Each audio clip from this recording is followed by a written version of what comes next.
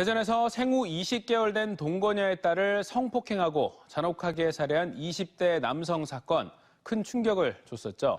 검찰이 사형을 구형해서 더욱 관심을 모았는데 오늘 법원이 징역 30년을 선고했습니다. 하지만 화학적 거세도, 신상 공개도 기각해서 법정 주변에서는 반발이 터져나왔습니다. 조혜영 기자입니다.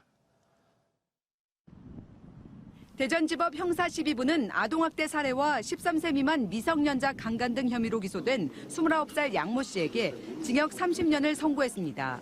하지만 검찰의 성충동 약물치료 청구는 정신감정결과 성도착증에 대한 정신병력 증상을 보이지 않는다며 기각했습니다. 양 씨에 대한 신상공개 명령 청구도 받아들여지지 않았습니다.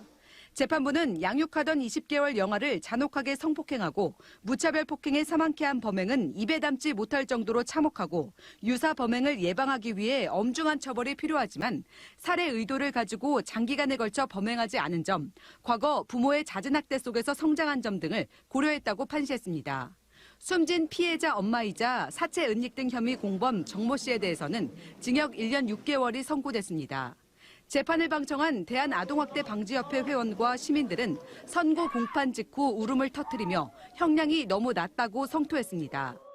치밀하게 범행하지 않아도 이 아이들은 쉽게 생명이 꺼져갑니다. 그런데 이게 치밀하게 범행 의도를 가지고 있지 않았는데 그토록 잔혹한 범죄를 저질렀는데 그것이 감형의 이유가 되고 30년의 이유가 됩니까?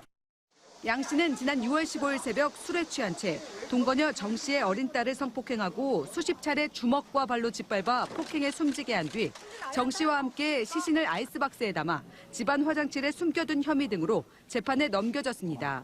검찰은 양 씨가 강간 살해 이후에도 태연하게 유흥을 즐겼다며 동물에게도 못할 범행이라고 밝힌 바 있습니다. 양 씨에게 사형을 구형한 바 있는 검찰은 판결문을 검토한 뒤 항소 여부를 결정할 방침입니다. TJB 조혜원입니다.